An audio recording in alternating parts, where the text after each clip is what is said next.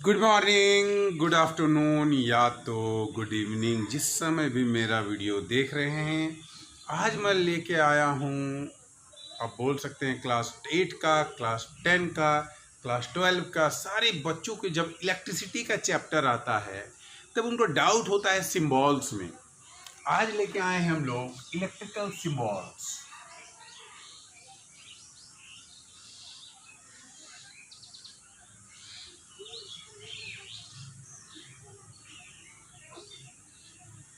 Electrical symbols, ये electrical symbols होता क्या है? बहुत सारे सिंबल होते हैं इलेक्ट्रिसिटी चैप्टर में, बच्चे कंफ्यूज करते हैं। अगर एक वायर यूं आ जाए, नंबर 1, अगर एक वायर आ जाए तो इसको हम लोग बोलते हैं कंडक्टिंग वायर। कंडक्टिंग वायर, चलिए ठीक है, ये तो समझ में आ गया था। अब बच्चे कंफ्यूज करते हैं कि सर ये सेल और बैटरी में क्या अंतर है। सेल और बैटरी, ध्यान से देखिए। अगर हमें पता है कि सेल में 2 टर्मिनल होता है, यूं एक होता है छोटा लेकिन मोटा और एक होता है बड़ा। मतलब छोटा लेकिन मोटा और ये बड़ा, छोटा लेकिन मोटा और ये बड़ा, इसे हमें बोलते हैं सेल। और अगर ग्रुप ऑफ सेल मिल जाए, यूं यूं यूं, अगर ग्रुप ऑफ सेल आपस में मिल जाए, बहुत सारे सेल मिल जाएंगे, तो ग्रुप ऑफ सेल को हम लोग बोलते हैं बैटरी।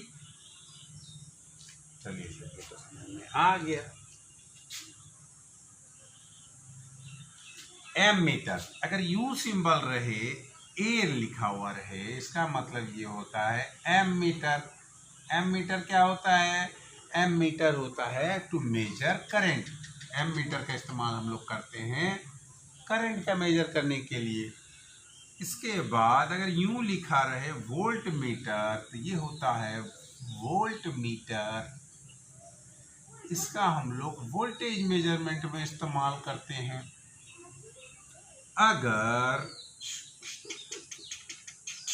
ये रहे तो इसको हम लोग बोलते हैं रेजिस्टेंस।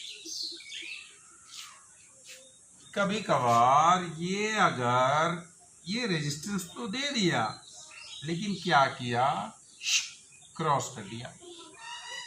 या तो रेजिस्टेंस दे दिया और यूं दे दिया।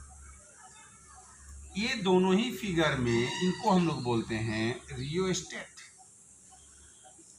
रियोस्टेट मेंटेन करता है वेरिएबल रेजिस्टेंस। अगर हम नॉर्मली बनाते हैं, ये तो कांस्टेंट रेजिस्टेंस है, जितना ओम का रेजिस्टेंस होगा उतना होगा। लेकिन इसका मतलब है कि रियोस्टेट वेरिएबल रेजिस्टेंस, वो वेरी करता जाएगा, टेम्परेचर पे डिपेंड करेगा कि हमको रेजिस्टेंस कितना लेना है। अब अगर कभी कभार यूं आ जाता और ये कैसे बैटरी बना दिए दोनों बराबर, इसको हम लोग बोलते हैं कैपेसिटर। कैपेसिटर, कैपेसिटेंस मेजर करने। चलिए 9 आ गए। अगर हमें बोले कि 2 वायर आपस में अगर जा तो रहा है, क्रॉस कर रहा है, क्रॉसिंग वायर्स विदाउट टचिंग, तो एक वायर को यूं ले जाइए, दूसरे वायर को यहां से लाके यूं घुमा देना है। ये वायर है crossing wires without touching. Crossing wires without touching. Crossing wire, wire cross तो कर रहे हैं लेकिन आपस में टच नहीं कर रहे हैं।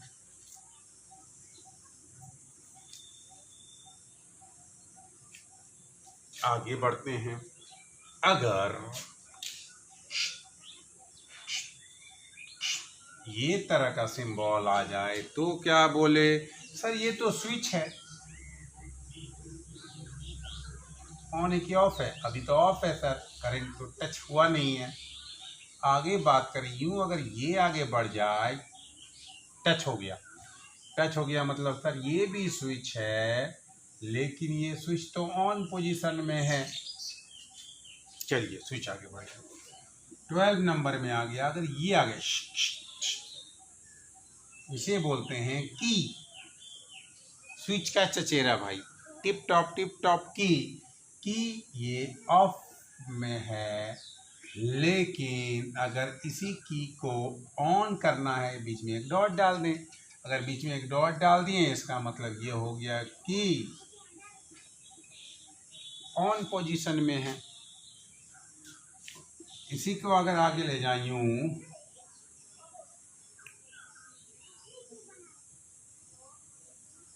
ये बल्ब नॉट ग्लोइंग, ये ग्लो नहीं कर रहा है, ये ग्लो नहीं कर रहा है। अगर ये को हम ले जाएं और यूं यूं, चलिए इसको ऐसे ले जाते हैं और यूं यूं डाल दें, ग्लोइंग बल्ब।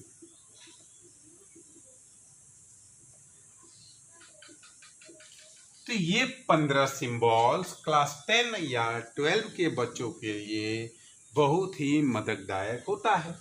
अब हम लोग कुछ यूनिट्स पढ़ लेंगे। यूनिट्स में भी आपको प्रॉब्लम आता है। यूनिट्स नंबर 1, सबसे पहले जो यूनिट आता है जिसको हम लोग बोलते हैं चार्ज का यूनिट। चार्ज का यूनिट होता है कूलम। सेकेंड, चार्ज के बाद आता है करंट। करंट का यूनिट, इसको हम डिनोट करते हैं सी से।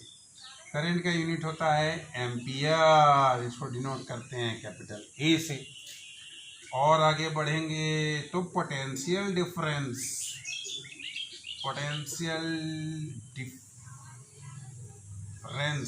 इसका यूनिट होता है वोल्ट, डिनोट करते हैं वी से। और आगे बढ़ेंगे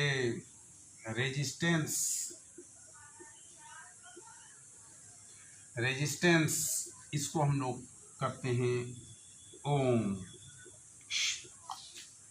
और बढ़ें कंडक्टेंस, जस्ट रेजिस्टेंस करंट को रोकता है, कंडक्टेंस करंट को जाने देता है। उल्टा कर दे, OHM को उल्टा कर दे MHO, और इसको भी उल्टा कर दे। अब रेजिस्टेंस, कंडक्टेंस, और आगे बढ़ते हैं। पोटेंशियल डिफरेंस हो गया, रेजिस्टेंस हो गया, कंडक्टेंस हो गया, रेजिस्टिविटी का होता है ओम मीटर। रेजिस्टिविटी का यूनिट होता है ओम मीटर। चलिए आगे बढ़ते हैं। इलेक्ट्रिकल